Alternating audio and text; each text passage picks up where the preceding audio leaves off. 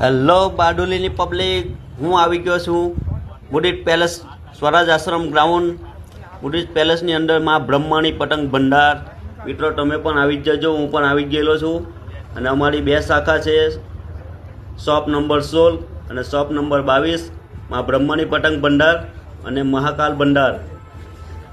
તો મિત્રો આવી જજો પતંગ લેવા માટે. જુઓ, એકથી એક ચડિયાતા પતંગ છે.